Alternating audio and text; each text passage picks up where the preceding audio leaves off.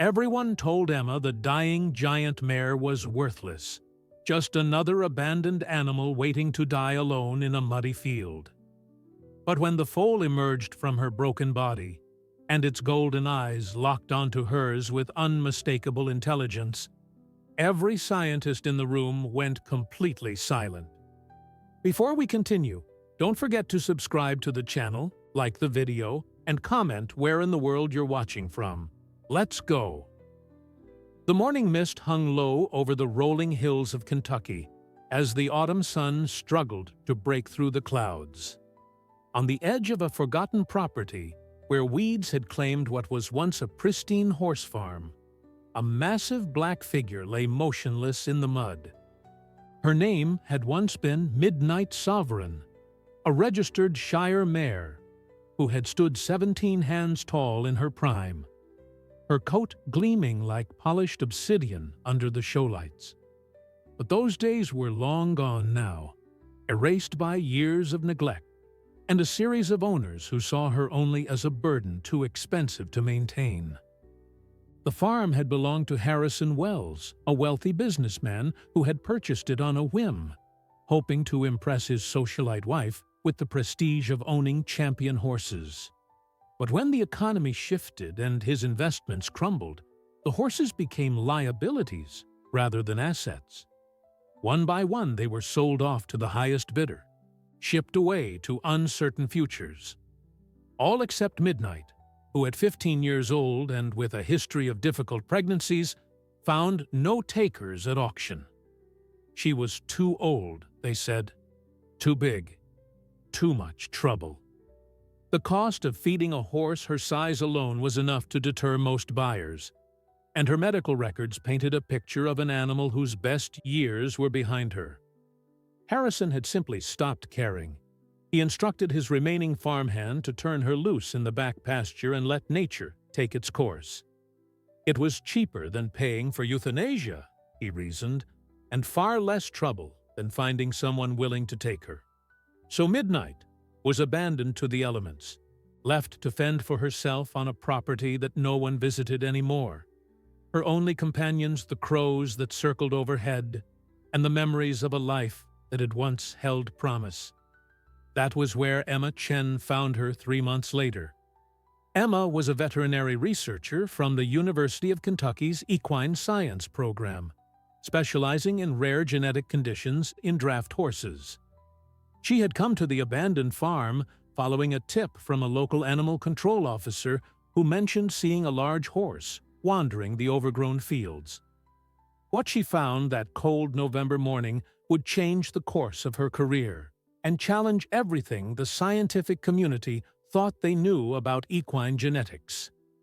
The mare was lying on her side in a shallow depression near an old oak tree, her ribs visible beneath her dull, matted coat. Her breathing was labored, each exhale producing a small cloud of vapor in the frigid air. Emma approached slowly, her heart breaking at the sight of such a magnificent animal reduced to this state. She had seen neglect before in her years of research, but something about Midnight's condition struck her as different. The mare's belly, despite her emaciated frame, was distended in a way that suggested pregnancy, though at her age and in her condition, that seemed almost impossible. Emma knelt beside the mare, her hands trembling as she reached out to touch the tangled mane. Midnight's eyes, large and dark, and filled with an exhaustion that went beyond the physical, flickered toward her. There was no fear in that gaze, only a quiet resignation that made Emma's throat tighten with emotion. This horse had given up hope, had accepted that her story was ending here in this forgotten field, alone and unwanted. But Emma refused to accept that. She pulled out her phone and made 3 calls in rapid succession. The first was to her colleague, Dr. James Morrison, the head of the university's large animal emergency unit. The second was to a transport company that specialized in moving horses too weak to stand. The third was to her own conscience, making a promise she had no idea if she could keep. She was going to save this mare, no matter what it took. The next 4 hours were a blur of activity. A specialized horse ambulance arrived, its hydraulic lift designed to gently raise recumbent horses without causing additional trauma. Dr. Morrison came with 2 veterinary technicians, their faces grim as they assessed Midnight's condition. Her temperature was dangerously low, her heart rate irregular, and preliminary blood work suggested organ function that was barely sustaining life. But it was the ultrasound that made everyone stop and stare at the screen in disbelief.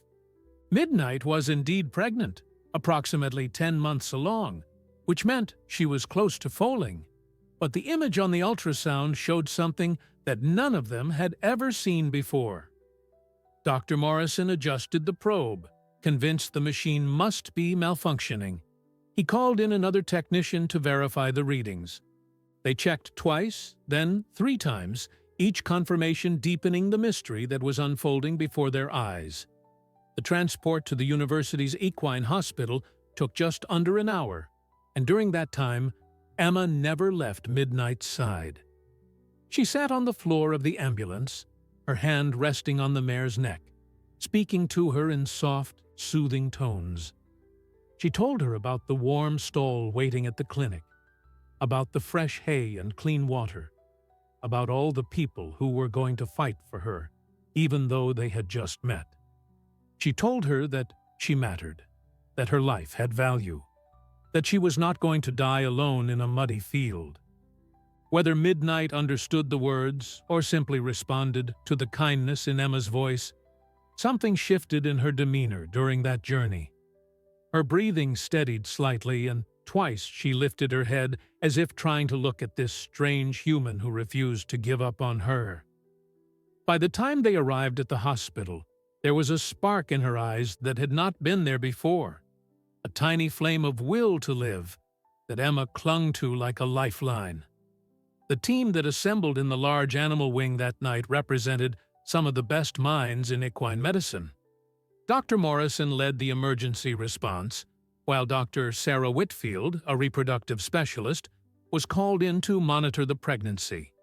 But it was the phone call to Dr. Robert Kane, a geneticist whose work focused on rare equine mutations, that would prove most significant. Because what the ultrasound had revealed, and what none of them could explain, was about to rewrite the textbooks on equine reproduction. The fluorescent lights of the equine hospital cast harsh shadows across the emergency bay as the team worked through the night to stabilize Midnight.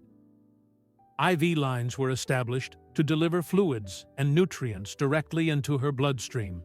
Warming blankets were draped across her massive frame, and monitors beeped steadily as they tracked her vital signs. For the first several hours, it was touch and go. Her heart rate would stabilize, then plummet without warning. Her temperature rose gradually, but remained below the safe threshold. Every small victory was followed by a setback that left the team holding their breath. Emma refused to leave. She had pulled a chair into the corner of the stall, wrapped herself in a borrowed hospital blanket, and maintained her vigil even when her colleagues urged her to go home and rest. There was something about this mare, something beyond the medical mystery of her pregnancy, that had taken hold of Emma's heart and would not let go. Perhaps it was the way Midnight's eyes sought her out whenever she moved, or the soft nicker the mare produced when Emma spoke to her. Whatever it was, Emma knew she was exactly where she needed to be. Dr. Morrison emerged from his office around 3 a.m, his face drawn with exhaustion and something else that Emma could not immediately identify. He was carrying a tablet displaying the ultrasound images, and the way he kept looking at them suggested a man trying to solve an impossible puzzle. He pulled up a second chair and sat down beside Emma, angling the screen so she could see what had been troubling him for hours. The image showed the interior of Midnight's uterus, the grainy black and white picture revealing the outline of a foal in the typical curled position. But there was something wrong with the proportions, something that did not match any of the thousands of prenatal equine scans Dr. Morrison had reviewed in his 30-year career. The foal's head appeared larger than normal, the bone structure somehow different from what one would expect in a Shire or any other draft breed. And the measurements, when calculated against standard growth charts, produced numbers that simply did not make sense. Emma studied the image, her scientific training warring with her emotional investment in the mare. She had specialized in genetic anomalies, had written papers on rare conditions that affected draft horses, but nothing in her experience had prepared her for what she was seeing. The foal, if the measurements were accurate, was significantly larger than any recorded in veterinary literature for this stage of gestation. Its skeletal structure showed unusual density, and there appeared to be additional formations along the spine that defied immediate classification.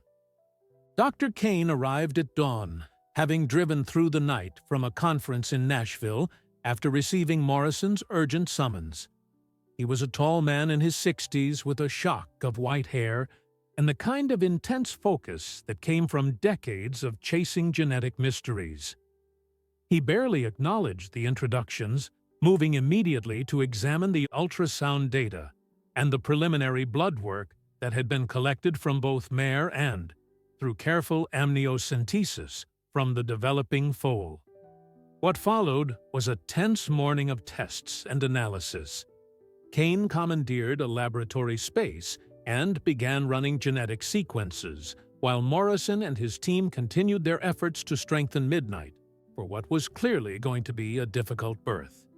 The mare's condition had improved slightly overnight, enough that she was able to stand with assistance, but her body was severely compromised from months of neglect.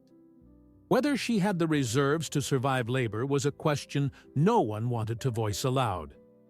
Emma divided her time between the stall and the laboratory, watching the data emerge on Kane's screens while maintaining her connection with Midnight.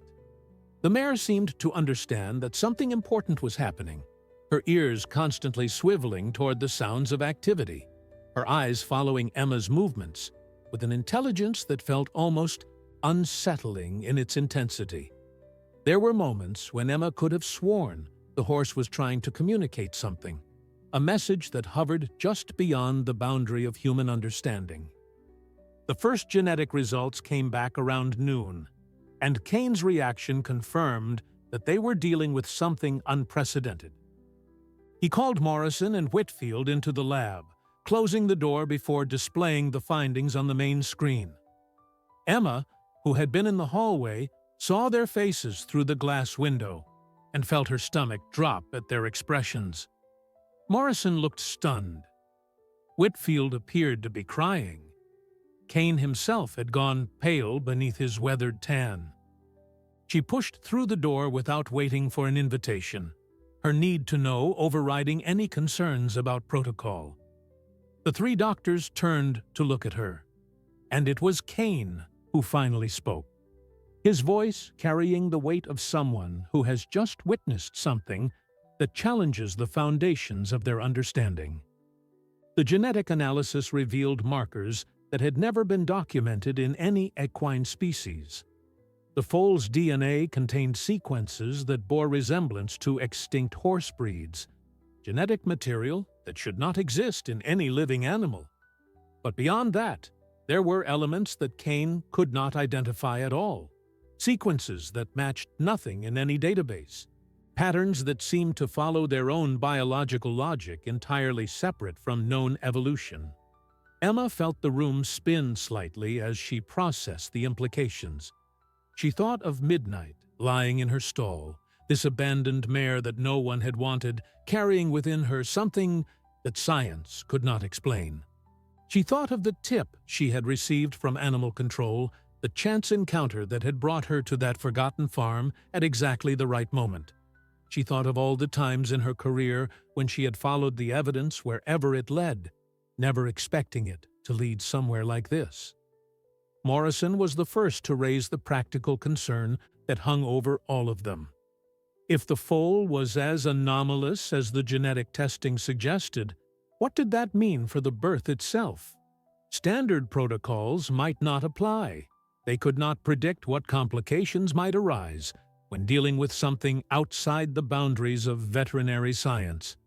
And beneath all the clinical considerations was a darker question that no one wanted to ask, but everyone was thinking.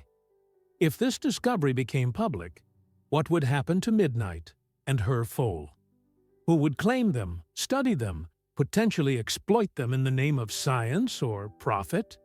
It was Emma who voiced what needed to be said. Whatever was happening here, whatever Midnight was carrying, their first obligation was to the welfare of the animals. The mare deserved a chance at survival after everything she had endured. The foal deserved a chance at life. Everything else, all the questions and implications and potential revelations, would have to wait until mother and child were safe. The days that followed were a delicate balance between hope and despair. Midnight's condition fluctuated wildly, her body fighting to sustain both herself and the extraordinary life growing within her. The team established a rotating schedule of care, ensuring that someone was always with her, monitoring her vitals, adjusting her treatment protocols, and providing the constant attention she required. Emma took the overnight shifts, finding a strange peace in the quiet hours between midnight and dawn, when it was just her and the mare in the softly lit stall. During those long nights, Emma talked to Midnight about everything and nothing. She told her about her childhood in California, about the first horse she had ever touched at a county fair when she was 7 years old, about the moment she decided to dedicate her life to helping these magnificent creatures. She spoke about her fears and her hopes, her failed relationships and her career struggles, her dreams of making a discovery that would truly matter in the world. And through it all, Midnight listened with those deep, knowing eyes, occasionally pressing her muzzle against Emma's hand as if offering comfort in return. Dr. Kane had set up a temporary laboratory at the hospital, unwilling to leave until he had unraveled at least some of the genetic mysteries surrounding the foal. He worked 18-hour days, running sequences and comparing data, reaching out to colleagues around the world with carefully worded inquiries that revealed nothing about the true nature of his research.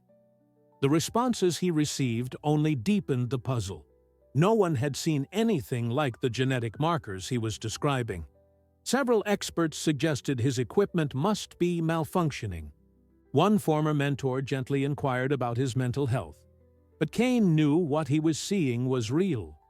The data was consistent across multiple tests, verified by 3 different sequencing methods, reproducible in ways that ruled out contamination or error.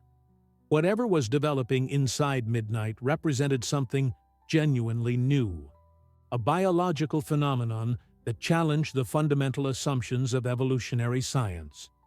He found himself staying awake at night, staring at the ceiling of his hotel room, wondering if he was the right person to shepherd this discovery into the world. Meanwhile, word had begun to spread, despite the team's efforts at discretion. Hospital staff talked to family members who mentioned it to friends who posted speculation on social media. A local journalist called the university's press office, asking about rumors of a miraculous horse being treated at the equine hospital. Morrison handled the inquiries with vague deflections, confirming only that they were treating a pregnant mare with some unusual complications, but he knew it was only a matter of time before the full story emerged. The pressure intensified when representatives from a pharmaceutical company appeared at the hospital, expressing interest in any genetic research being conducted on site. They were polite and professional, their business cards bearing the logo of a biotech firm that Emma recognized from industry publications. They spoke in generalities about partnerships and funding opportunities, but there was something predatory in their persistence that made her deeply uncomfortable. She watched them tour the facility with Morrison, noted how their eyes lingered on the door to Midnight's stall, and felt a protective fury rise in her chest. That night, She stayed later than usual, sitting on the straw beside Midnight as the mare dozed fitfully. The foal was increasingly active now, its movements visible as ripples across Midnight's distended belly. Emma placed her hand gently against the warm surface and felt a kick so strong it startled her. For a moment, just a moment, she could have sworn she felt something more than physical contact. A connection that bypassed her senses and spoke directly to something deeper within her. She pulled her hand back, her heart racing. She was a scientist, trained to observe and measure and analyze, not to indulge in mystical thinking about pregnant horses. But there was no denying what she had experienced, the flash of awareness that had passed between her and the unborn creature, the sense of an intelligence reaching out across the boundary of flesh and fluid to make itself known. She looked at Midnight, who had opened her eyes and was watching her with an expression that seemed almost expectant. The next morning brought a crisis that pushed all other concerns aside. Midnight's water broke 3 weeks before the projected due date, sending the team into emergency mode. Dr. Whitfield took charge of the delivery preparations, while Morrison coordinated the support staff, and Kane reluctantly stepped back from his research to observe what he called the most significant scientific event of his lifetime. Emma positioned herself at Midnight's head, stroking her mane and whispering encouragements as the first contractions began to rack her weakened body. The labor was brutal. Midnight, despite her size and former strength, had been so depleted by months of starvation and neglect that she had little energy to spare for the demanding work of birth. The contractions came in waves that left her trembling and exhausted, her breathing ragged and her eyes rolling with pain and fear. Whitfield monitored the foal's position obsessively, noting with growing concern that the delivery was not progressing as it should. Hours passed with agonizing slowness. The sun rose high and then began its descent toward the horizon while the team fought to keep both mare and foal alive. Emma's voice grew hoarse from constant reassurance, her hands cramped from maintaining her gentle grip on Midnight's halter. She watched the monitors with dread, seeing the numbers that indicated declining heart function, understanding with terrible clarity that they might lose both patients before the day was done. It was nearly sunset when Whitfield made the call. They would have to intervene surgically if there was any hope of saving either life. The team began preparing for an emergency cesarean section, a risky procedure under the best circumstances and potentially fatal given Midnight's compromised condition. Morrison pulled Emma aside and told her gently that she should prepare herself for the worst. Sometimes, despite everyone's best efforts, some patients simply could not be saved. Emma looked through the window at Midnight, at this brave, abandoned mare who had fought so hard to survive, who had carried her impossible burden through months of suffering, who had somehow held on long enough to reach this moment. She thought about everything she had witnessed in the past weeks, the mysteries and the miracles, and the quiet connection that had grown between them, and she made a decision that would define the rest of her life. She would not give up. Not now. Not ever. The surgical bay was transformed into a battlefield of light and steel as the team prepared for the cesarean section. Midnight was carefully sedated and positioned on the specialized equine surgical table, her massive black form surrounded by monitors and equipment, and the focused faces of medical professionals who understood the gravity of what they were attempting. Dr. Whitfield scrubbed in while Morrison managed the anesthesia, his eyes never leaving the screens that displayed Midnight's fragile vital signs. Kane stood at the observation window, recording everything on his tablet, his scientific detachment barely masking the tension that gripped everyone in the room. Emma had been told to wait outside, that her presence would only complicate the procedure. but she refused to go farther than the hallway. She paced the length of the corridor, her footsteps echoing against the tile, her mind racing through every possible outcome. She thought about all the horses she had worked with during her career, the ones she had saved and the ones she had lost, the joy and heartbreak that came with dedicating your life to these magnificent animals. None of that experience had prepared her for this moment, for the terrible uncertainty of not knowing whether she would ever see Midnight alive again. Inside the surgical bay, Whitfield made her first incision with steady hands that belied the racing of her heart.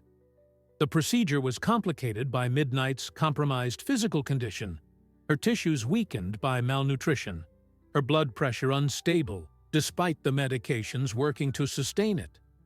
Every movement had to be precise, every decision made with an awareness that the margin for error was essentially non-existent.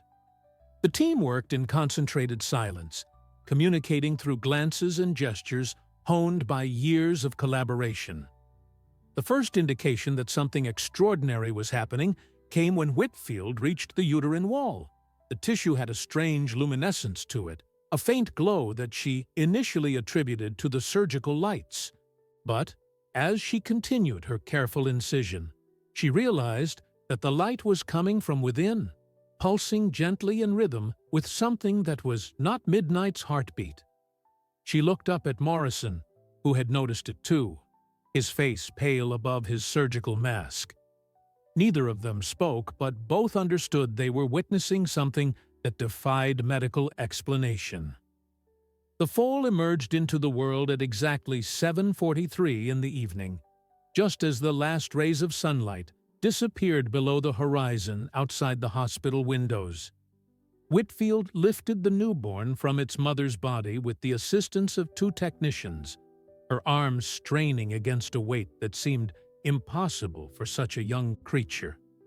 The foal was large, far larger than any newborn horse she had ever delivered, its limbs long and perfectly formed, its coat a deep black that matched its mother's, but with an undertone of something else, something that caught the light and held it in ways that ordinary hair could not. But it was the foal's eyes that stopped everyone in their tracks. They opened almost immediately, which itself was unusual for a newborn, and they were a color that did not exist in any equine breed on record. They were gold, pure and luminous, with depths that seemed to contain entire galaxies of swirling light. The foal looked around the surgical bay with an awareness that was distinctly unnerving, its gaze settling on each person in turn as if assessing them, understanding them, cataloging them for future reference. Morrison was the first to find his voice, though it came out as barely more than a whisper. He called for Emma, knowing that whatever had just happened, she deserved to be part of it. She burst through the doors moments later, having heard her name over the intercom, and came to a sudden halt as she took in the scene before her. The surgical team stood frozen around the newborn foal, their expressions a mixture of awe and something approaching fear. Midnight lay sedated on the table, her breathing shallow but steady, having survived the procedure against all odds.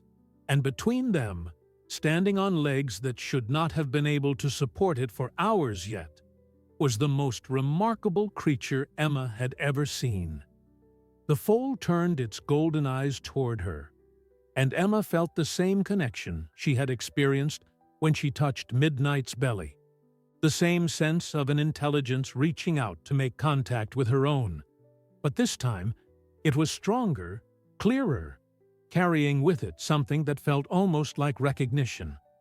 The foal took a step toward her, then another, its movements fluid and confident in a way that contradicted everything known about newborn horses. Within moments, it had crossed the distance between them and pressed its muzzle against her chest, directly over her heart. Emma's hand came up instinctively to touch the soft face, her fingers trembling as they made contact with the warm skin. She felt tears streaming down her cheeks. though she could not have explained why she was crying.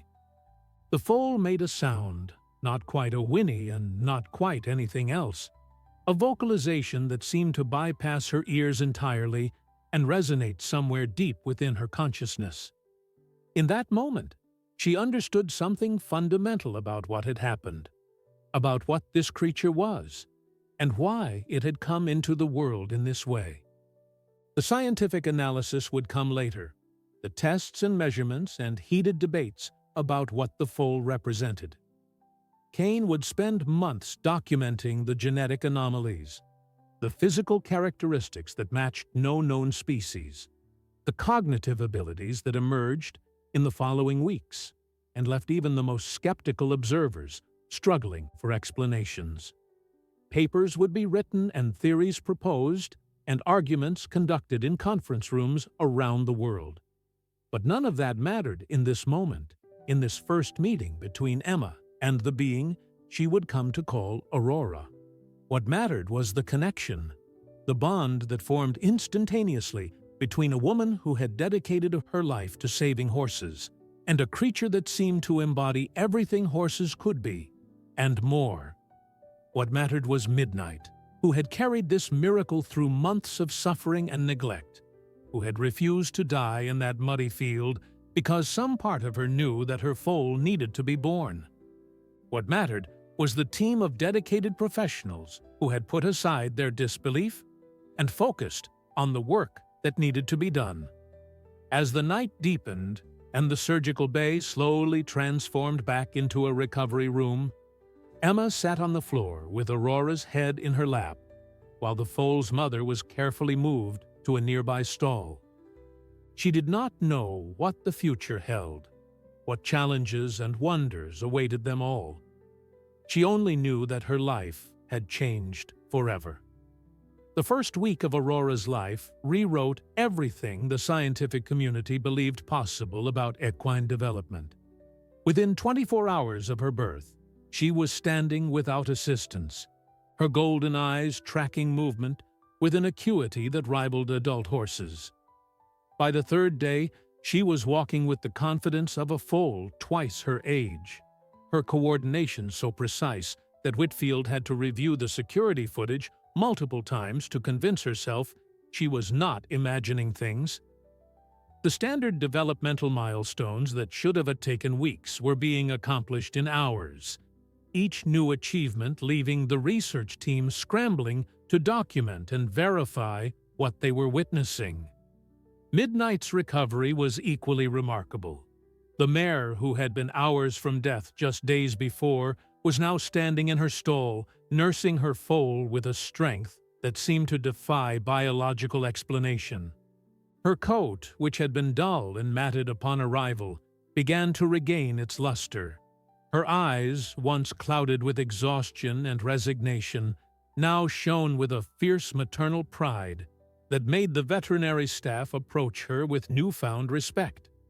Whatever Aurora was, whatever impossible genetics she carried, some of that vitality seemed to be flowing back into her mother. Emma had essentially moved into the hospital, setting up a cot in the observation room adjacent to Midnight's stall. She told herself it was for research purposes, that someone needed to document Aurora's development around the clock. But she knew the truth was simpler and more profound. She could not bear to be away from them. The connection she had felt in those first moments with Aurora had only deepened with each passing day, growing into something that felt less like a professional interest and more like a calling she had not known she was waiting for. The outside world, meanwhile, was beginning to take notice. Despite the team's best efforts at secrecy, information had leaked through channels they could not control. A laboratory technician had mentioned the unusual genetic results to a colleague at another institution. A cleaning staff member had posted a blurry photograph of Aurora on social media before being asked to delete it. A journalist from a major science publication had called Dr. Kane directly, asking pointed questions about rumors of a breakthrough in equine genetics that were circulating through academic networks. Kane convened an emergency meeting in Morrison's office to discuss their options. The room was crowded with the core team members who had been present since Midnight's arrival, their faces reflecting the weight of the decision before them. They could attempt to maintain secrecy, to continue their research quietly and publish their findings through proper academic channels when they were ready. Or they could get ahead of the story, control the narrative by announcing their discovery before someone else did it for them. Neither option was without significant risk. Emma listened to the debate with growing unease. She understood the scientific importance of what they had discovered, the potential implications for genetics and evolutionary biology and fields she could not even begin to imagine.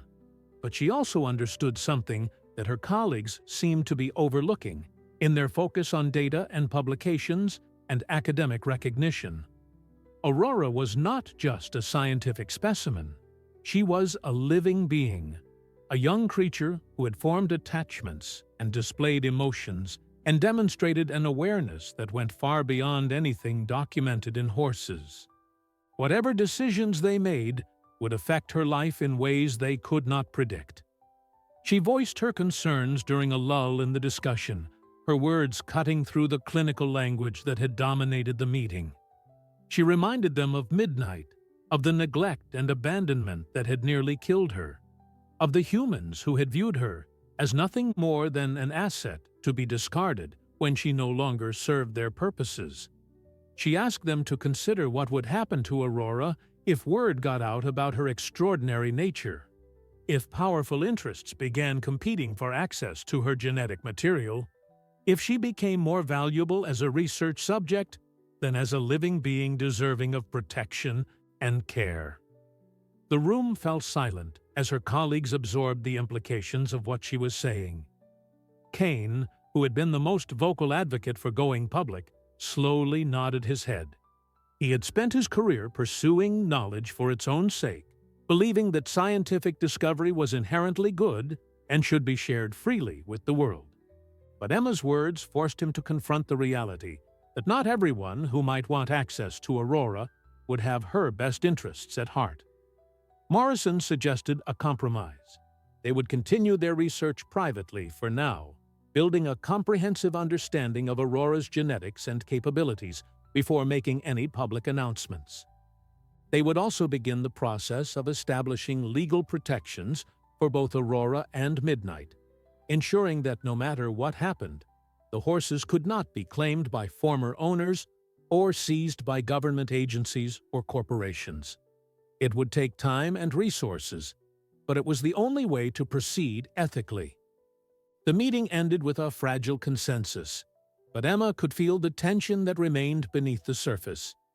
She knew that secrets of this magnitude had a way of escaping containment, that the forces of curiosity and greed and ambition would eventually converge on this small hospital and the miraculous creature it sheltered.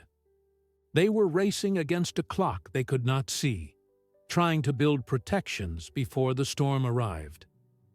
That night, she sat in Aurora's stall while the foal slept peacefully against her mother's side. The golden eyes were closed now, but even in sleep, there was something extraordinary about the young horse, a quality of presence that filled the space around her. Emma watched the gentle rise and fall of Aurora's breathing and felt the weight of responsibility settling more firmly on her shoulders. She had made a promise to Midnight in that muddy field, a promise to save her and protect her no matter what it took. That promise now extended to Aurora, to this impossible creature who had somehow chosen to trust her. Midnight stirred and opened her eyes, looking at Emma with an expression that seemed to convey understanding and gratitude.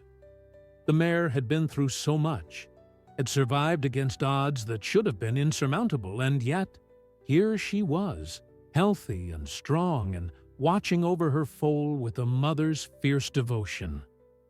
Emma reached out and stroked the soft muzzle, feeling the warm breath against her palm. Whatever came next, they would face it together. 3 weeks after Aurora's birth, the first strangers arrived at the hospital gates. They came in black SUVs with tinted windows, their credentials identifying them as representatives of a government agency whose name Emma did not recognize. They were polite, but insistent, explaining that they had received reports of unusual scientific activity and were obligated to investigate. Morrison met them in the administrative building, buying time while the rest of the team scrambled to secure their research materials and move Midnight and Aurora to a more protected area of the facility. The confrontation that followed was tense, but ultimately inconclusive. The agents had no specific knowledge of what was being studied at the hospital, only rumors and speculation that had triggered their curiosity. Morrison answered their questions with careful half-truths, acknowledging the presence of a pregnant mare with some interesting genetic markers, while downplaying the significance of the research. He showed them a different horse entirely, a bay gelding recovering from colic surgery, and expressed bewilderment at whatever reports had brought them to his facility. They left unsatisfied, but without grounds for further action, and the team breathed a collective sigh of relief. But everyone understood that this was only the beginning. The circle of people who knew about Aurora was expanding despite their best efforts, and each new person represented a potential breach in their carefully constructed wall of secrecy. Kane accelerated his genetic analysis, working around the clock to document as much as possible before the inevitable moment when their discovery was exposed to the world. Aurora, meanwhile, continued to develop at a pace that defied comprehension. By her 4th week of life, she was nearly the size of a 6-month-old foal, her body growing with a speed that required constant nutritional adjustments to keep pace. But it was her cognitive development that truly set her apart from any horse the researchers had ever encountered. She responded to verbal commands with an understanding that went beyond simple conditioning, seeming to grasp not just the words but the intentions behind them. She solved problems that should have been impossible for her species, manipulating latches and gates with a dexterity that suggested deliberate reasoning rather than instinct. Emma spent hours each day working with Aurora, developing a communication system based on simple gestures and responses. The foal learned to nod for yes and shake her head for no, to tap her hoof once for agreement and twice for disagreement. Within weeks, they had established a rudimentary language that allowed for basic exchanges of information.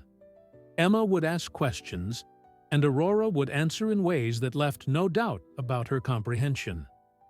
The implications were staggering, suggesting a level of intelligence that had never been documented in any equine species. The breakthrough came on a Tuesday morning when Emma was conducting her usual assessment session. She had been asking Aurora simple questions about preferences and feelings, the kind of basic communication they had practiced many times before. But on this day, Aurora did something unexpected. Instead of waiting for a question, she initiated contact, tapping her hoof in a pattern that Emma did not recognize. The foal repeated the pattern several times, her golden eyes fixed on Emma with an intensity that conveyed urgent meaning. Emma studied the pattern, trying to decode what Aurora was attempting to communicate. 4 taps, then 2, then 1. The sequence repeated again and again until suddenly Emma understood. Aurora was counting, demonstrating mathematical ability that should have been impossible for a horse of any age. Emma's hands trembled as she held up fingers, and Aurora tapped corresponding numbers in response. They went higher and higher, through addition and subtraction, through sequences that required memory and calculation, until Emma was openly weeping at the magnitude of what she was witnessing. She called Kane and Morrison to the stall, demonstrating Aurora's abilities while they watched in stunned silence. The foal performed flawlessly, responding to increasingly complex numerical challenges with an accuracy that ruled out coincidence or training. When Kane asked her to identify prime numbers by tapping once for yes and twice for no, she answered correctly 17 times in a row. When Morrison wrote an equation on a whiteboard, she tapped the solution before he had finished explaining the problem. The implications rippled through the team like shockwaves. They were no longer dealing with merely unusual genetics or accelerated physical development. Aurora represented something entirely new, a form of equine intelligence that challenged fundamental assumptions about the nature of consciousness and cognition. The question was no longer simply how to protect her from exploitation, but how to understand what she was and what her existence meant for humanity's relationship with the animal kingdom. Midnight watched these developments with an attitude that Emma could only describe as maternal pride. The mare had fully recovered from her ordeal, her coat gleaming with health, her eyes bright with intelligence that seemed enhanced by proximity to her extraordinary offspring. She participated in the communication sessions when invited, demonstrating her own improved cognitive abilities, though they remained far below Aurora's remarkable level. It was as if the foal's presence had awakened something dormant in her mother, unlocking potential that had always existed but never had reason to emerge. The bond between mother and daughter was profound and constant. Aurora never strayed far from Midnight's side, and the mare remained vigilant against any perceived threat to her foal. When strangers approached the stall, Midnight would position herself protectively, her body language making clear that access to Aurora required her approval. The staff learned quickly to approach with deference, to speak softly and move slowly, to treat both horses with the respect that their unique circumstances demanded. Emma found herself increasingly integrated into this family unit, accepted by both mare and foal as a trusted member of their small herd.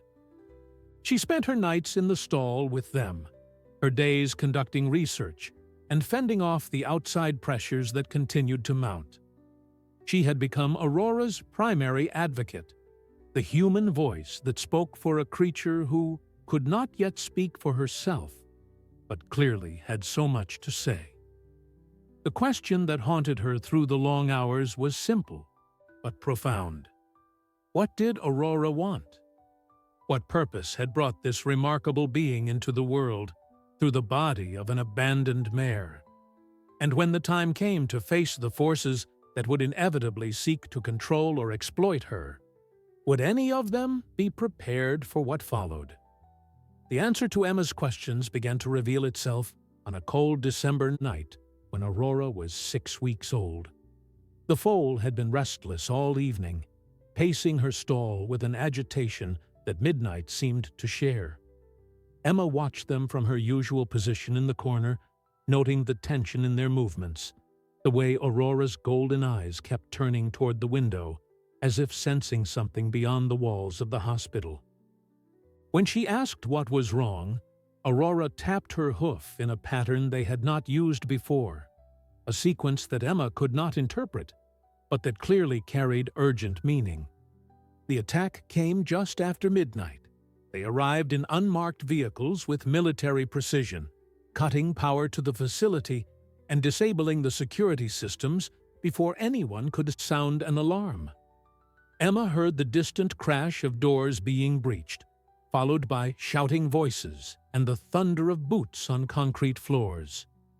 She understood immediately what was happening and felt a cold terror grip her heart. Someone had finally decided that Aurora was too valuable to leave in the hands of university researchers, and they had come to claim her by force. She moved quickly, her mind racing through options as she tried to formulate a plan. The main corridors would be compromised, filled with armed intruders who would not hesitate to use force against anyone who interfered with their mission. But the hospital was an old building with a complicated layout, and Emma knew its secrets better than any outsider could. There was a service tunnel that connected the equine wing to the veterinary school's teaching facility, a passage used for moving equipment that most staff had forgotten existed. If she could get Midnight and Aurora to the tunnel entrance, they might have a chance. Aurora seemed to understand what was required without being told. The foal pressed against her mother's side, urging her toward the back of the stall where a maintenance door provided access to the building's internal corridors. Emma fumbled with her keys, her hands shaking as she worked the lock, every second feeling like an eternity as the sounds of intrusion grew closer. Midnight was calm despite the chaos, her trust in Emma evident in the way she followed without hesitation, her large body moving with surprising silence through the narrow passageways. They reached the tunnel entrance just as flashlight beams began sweeping the corridor behind them. Emma held her breath, pressing herself against the wall, while Aurora and Midnight disappeared into the darkness ahead. She could hear voices now, harsh commands and radio chatter that confirmed her worst fears about the professionalism of their attackers. These were not random criminals or opportunistic thieves. They were trained operatives executing a carefully planned extraction, and they would not give up easily. The tunnel was dark and cold, the air thick with the smell of dust and disuse. Emma guided them by memory and touch, her hand trailing along the wall while Aurora's soft breathing provided reassurance that they were still together. Midnight's hooves made barely audible sounds on the concrete floor, her instinct somehow adapting to the need for stealth. They moved through the darkness like ghosts, three fugitives fleeing a threat they could not see, but could feel closing in around them. They emerged into the teaching facility's basement storage area, a maze of forgotten equipment and surplus supplies that provided temporary cover. Emma paused to catch her breath, her mind struggling to process what had just happened and what they should do next. Her phone was back in the stall, along with her wallet and car keys and everything else she would need to survive outside the hospital's protective walls. They had escaped the immediate danger, but they were far from safe. Aurora moved to stand beside her, and in the dim light filtering through a grimy window, Emma saw something in the foal's eyes that she had not seen before. It was determination, a fierce resolve that seemed to transcend her young age and unusual nature. Aurora tapped her hoof against the floor, and Emma recognized the pattern immediately. It was their signal for communication, but this time the sequence was longer and more complex, containing information that Aurora was trying desperately to convey. Emma watched the pattern repeat, struggling to decode its meaning. Numbers emerged from the taps, coordinates perhaps, or a sequence that represented something Aurora had seen or sensed or somehow knew. The foal was patient but insistent, repeating the message until Emma finally understood. Aurora was giving her directions, a destination where they could find safety, a place that the foal seemed to know about through means that defied rational explanation. The journey that followed was the most terrifying of Emma's life. They traveled through back roads and forest trails, avoiding main highways where searchers would certainly be looking for them. Midnight carried Emma on her back while Aurora trotted alongside, her golden eyes scanning the darkness for threats that her superior senses could detect long before any human would notice them. They moved through the night like creatures from legend, a woman and two horses fleeing forces that wanted to capture and control something they could never truly understand. Dawn found them at the edge of a property that Emma did not recognize, a small farm nestled in a valley that seemed untouched by the modern world. An elderly woman emerged from the farmhouse as they approached, her face showing no surprise at the sight of strangers arriving with two extraordinary horses in the early morning light. She introduced herself as Margaret, and she spoke to Aurora with a familiarity that suggested she had been expecting this moment for a very long time. Emma would learn later that Margaret had been a geneticist before her retirement. A colleague of Dr. Kane, who had conducted her own research into equine anomalies decades before the scientific community was ready to accept such possibilities. She had built this sanctuary as a refuge for unusual animals, a hidden place where creatures who did not fit into normal categories could live without fear of exploitation. She had known that someday something like Aurora would appear, and she had prepared accordingly. But in that moment, standing in the farmyard with the sunrise painting the sky in shades of gold and pink, Emma understood only that they had found safety. Midnight was already grazing peacefully in the pasture, her instincts telling her that this place meant rest and recovery. Aurora stood beside Emma, her warm body pressed against her side, those remarkable eyes reflecting the morning light. They had survived the first assault, but Emma knew with certainty that harder trials lay ahead. Margaret's farm became their refuge for the weeks that followed, a hidden sanctuary where Emma could finally breathe without constant fear of discovery. The property was protected by its obscurity, tucked away in a valley that did not appear on most maps, accessible only by dirt roads that wound through dense forest. Margaret had spent 30 years preparing this place, installing security measures that were invisible to casual observation, but formidable to anyone who might come searching. Solar panels provided power independent of the grid. A deep well supplied water that could not be contaminated or cut off. Root cellars, stocked with provisions, could sustain them for months if necessary. The elderly woman shared her story over cups of tea in the farmhouse kitchen, revealing a history that helped Emma understand how they had found their way to this place.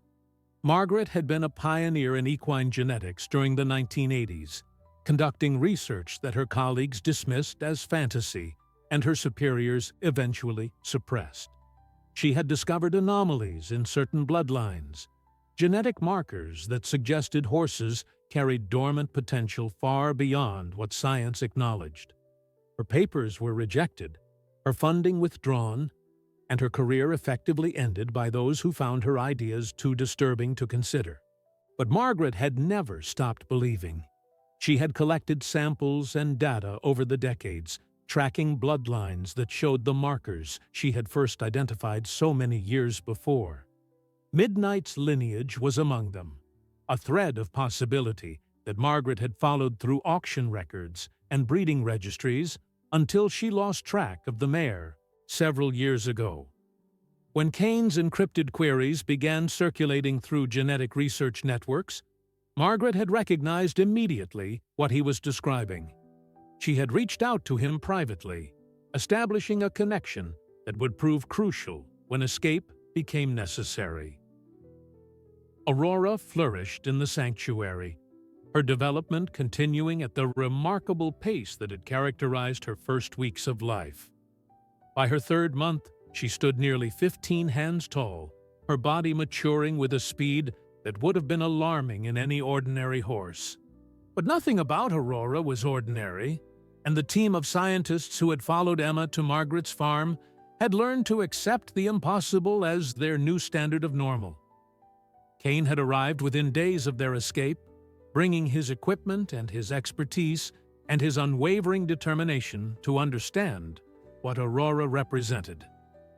The research continued in Margaret's converted barn, which she had equipped years ago with laboratory facilities that rivaled many university installations.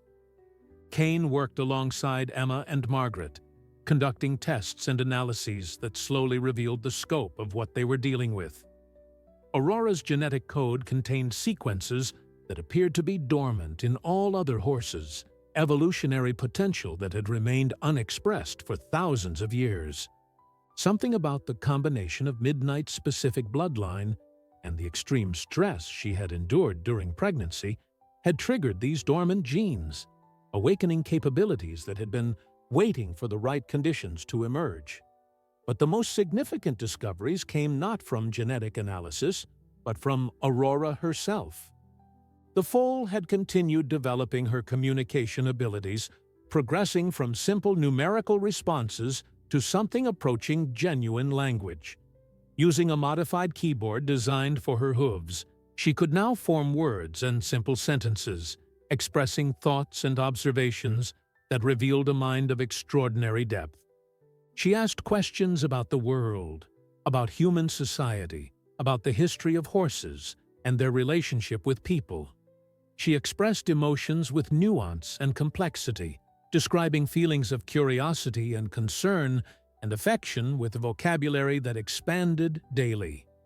The scientific community, had they known what was occurring in that hidden valley, would have been transformed by these revelations. Aurora represented proof that intelligence was not the exclusive province of humanity, that consciousness could emerge in forms that defied conventional understanding.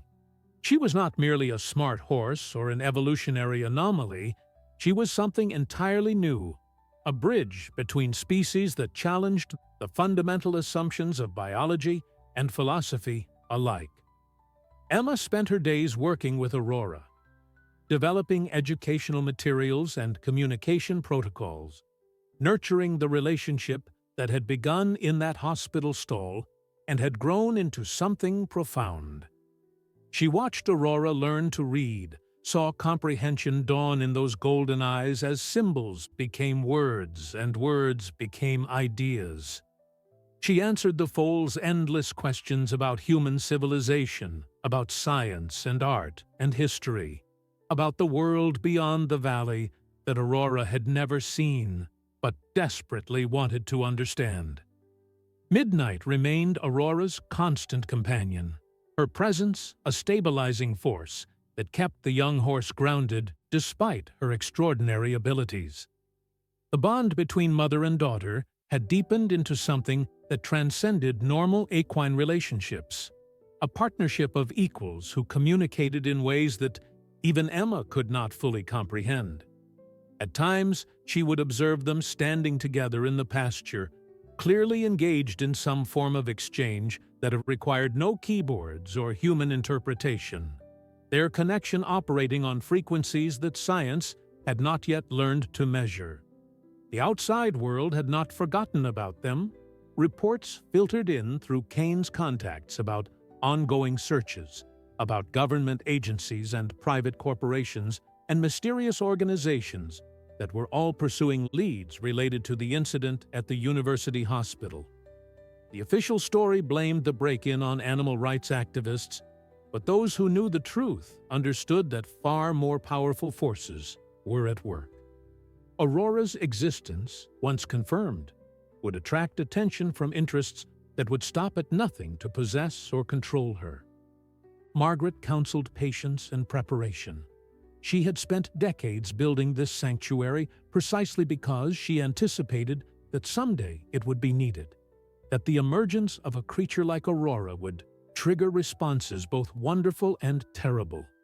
They had time, she assured them, time to develop Aurora's abilities, time to build alliances with the people who could be trusted, time to prepare for the moment when hiding was no longer possible. The world would eventually learn about Aurora, but when that day came, they needed to be ready.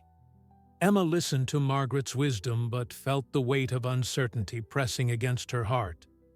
She looked at Aurora, at this remarkable being who had come into the world through suffering and emerged as something miraculous, and wondered what the future held for all of them. The foal met her gaze with those golden eyes that seemed to contain entire universes of thought and feeling. In that moment, Emma understood that whatever came next, she would face it at Aurora's side. 6 months after Aurora's birth, the secret that Margaret's sanctuary had protected finally reached the world. It happened not through betrayal or discovery, but through a choice that Aurora herself made. The young mare had been communicating with increasing sophistication, her thoughts growing more complex, and her questions more profound with each passing week. She had learned about human history, about the wars and triumphs and failures that had shaped civilization. She understood the challenges facing the planet, the environmental crises and social divisions that threatened the future of all species. And she had reached a conclusion that no one had anticipated. Emma found the message on the communication terminal one morning, a carefully composed statement that Aurora had written during the night while the humans slept. The words were clear and purposeful, expressing ideas that demonstrated just how far the young mare's intelligence had developed. Aurora explained that she understood the dangers of revealing herself to the world, that she knew there were people who would want to capture her, study her, exploit her for purposes that served their interests rather than the greater good. But she also understood that hiding forever was not possible, and that the knowledge she represented was too important to keep secret. The statement continued with a vision that took Emma's breath away. Aurora believed that her existence was not an accident, that the combination of circumstances that had brought her into being served a purpose larger than any individual life.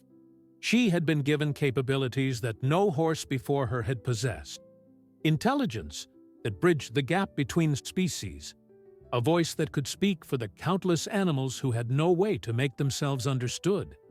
To hide that voice, she argued, would be a betrayal of the gift she had been given.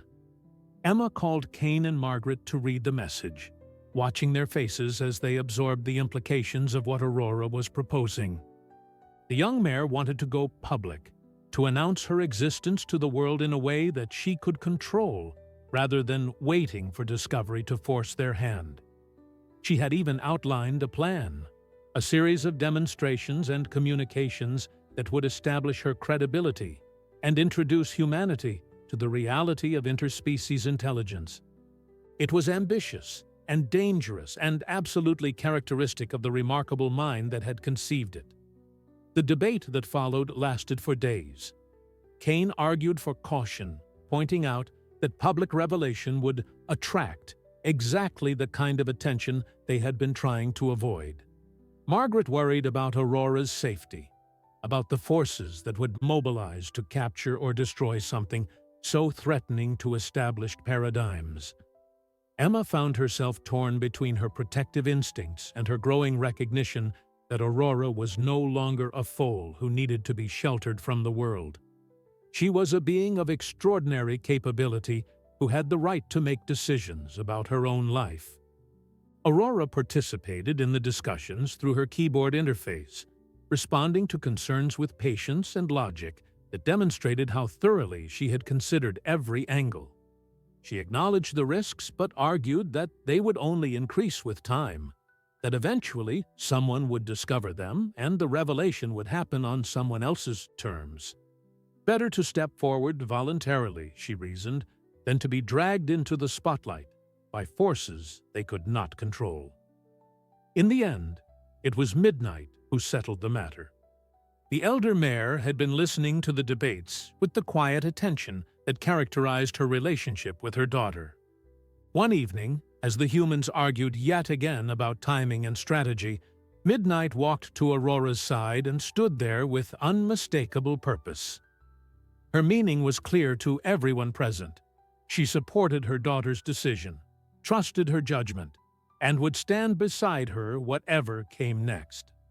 The announcement was carefully orchestrated to maximize impact while minimizing the chance of immediate interference. Cain reached out to 3 journalists he trusted, scientists who wrote for major publications and had reputations for integrity and accuracy. He invited them to the sanctuary with promises of a story that would change how humanity understood its place in the natural world. They arrived skeptical but curious, expecting perhaps some novel research finding or unusual animal behavior. What they encountered left them struggling for words. Aurora met them in the barn that had been converted into her communication center. She sat before the modified keyboard with Midnight at her side and Emma standing nearby, and she introduced herself in clear, grammatically precise sentences that appeared on a screen for all to see. She explained her origins, her development, her capabilities, and her reasons for choosing this moment to reveal herself. She answered their questions with thoughtfulness and sometimes humor, demonstrating a personality as distinct and engaging as any human interviewee they had ever encountered. The journalists documented everything with cameras and recording equipment, their initial skepticism dissolving into amazement as the hours passed. They watched Aurora solve mathematical problems and compose original poetry and discuss philosophical concepts with sophistication that challenged their assumptions about the nature of intelligence. They observed her interactions with Midnight, the wordless communication between mother and daughter that suggested depths of connection beyond human understanding. They spoke with Emma and Cain and Margaret, gathering the scientific evidence that supported what their eyes were telling them. When the stories were published simultaneously in 3 major international outlets, the reaction was exactly as Aurora had predicted. There was disbelief and denial, accusations of hoaxes and elaborate fraud. But there were also serious scientists who examined the evidence and recognized its validity, researchers who had spent their careers studying animal cognition and had always suspected that conventional wisdom underestimated the potential of non-human minds. Within weeks, the conversation had shifted from whether Aurora was real to what her existence meant for humanity's relationship with the animal kingdom. The forces that had searched for Aurora now faced a different calculus. She was no longer a secret to be captured and controlled, but a public figure with supporters and advocates around the world. Attempts to seize her would be met with resistance from an increasingly mobilized community of scientists, activists, and ordinary people who had been touched by her story. The governments and corporations that had wanted to possess her were forced to engage through legitimate channels, negotiating rather than simply taking. Emma watched these developments unfold with a mixture of pride and lingering fear. Aurora had been right about the power of stepping into the light rather than hiding in shadows. But she knew that the story was far from over, that the challenges ahead would test all of them in ways they could not yet imagine. The years that followed Aurora's revelation transformed the world in ways that no one could have fully anticipated. What began as a single extraordinary mare speaking through a modified keyboard evolved into a global movement that redefined humanity's relationship with the animal kingdom. Scientists who had dismissed animal intelligence as simple stimulus response mechanisms were forced to reconsider their assumptions. Philosophers who had built entire frameworks on human exceptionalism had to reconstruct their understanding of consciousness and moral standing. And ordinary people around the world found themselves looking at the animals in their lives with new eyes, wondering what thoughts and feelings might exist behind those silent gazes. Aurora became an ambassador of sorts, communicating with researchers and world leaders and children in schools who sent her thousands of messages every day. She answered as many as she could, her responses thoughtful and kind, and often surprisingly funny, revealing a personality that charmed even her harshest critics. She advocated for animal welfare and environmental protection, using her unique position to speak for creatures who could not speak for themselves. She collaborated with scientists on research projects that expanded understanding of cognition across species. And through it all, she remained grounded, connected to the small community of humans and horses who had protected her from the beginning. Margaret's sanctuary evolved into a research center and refuge, a place where scientists could conduct ethical studies on interspecies communication, while animals who had been mistreated or abandoned found safe haven.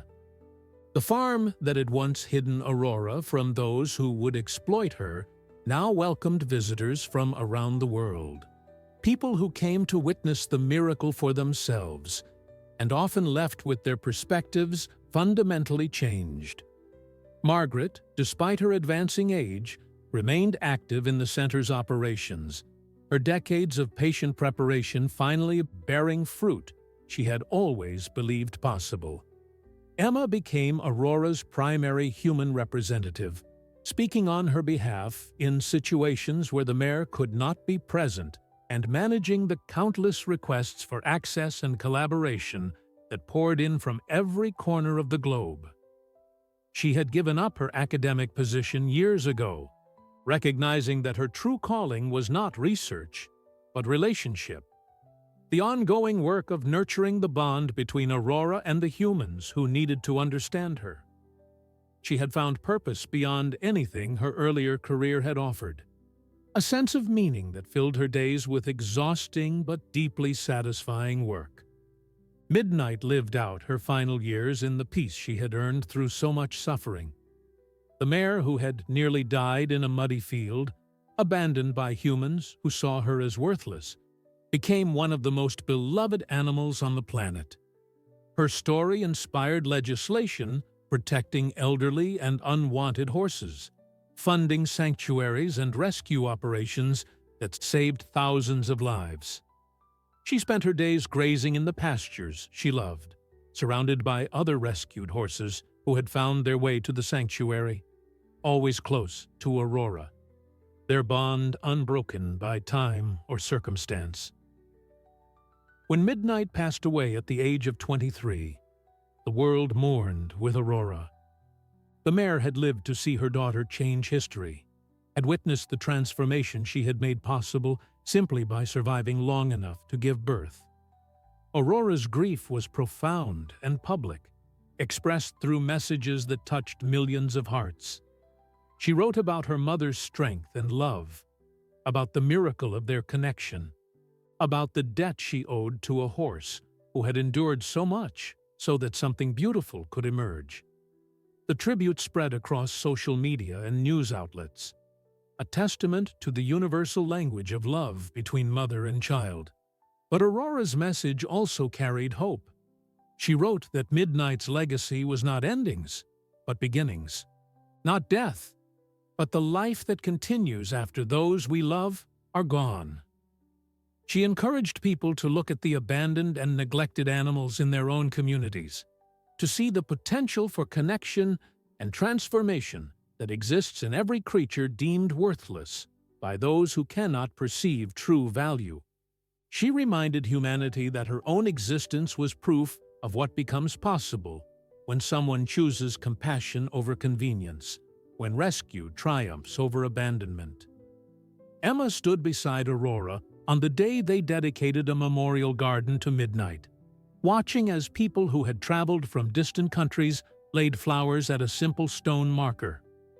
She thought about the journey that had brought them to this moment, from a muddy field in Kentucky to a global movement that was changing how humanity understood its place in the web of life.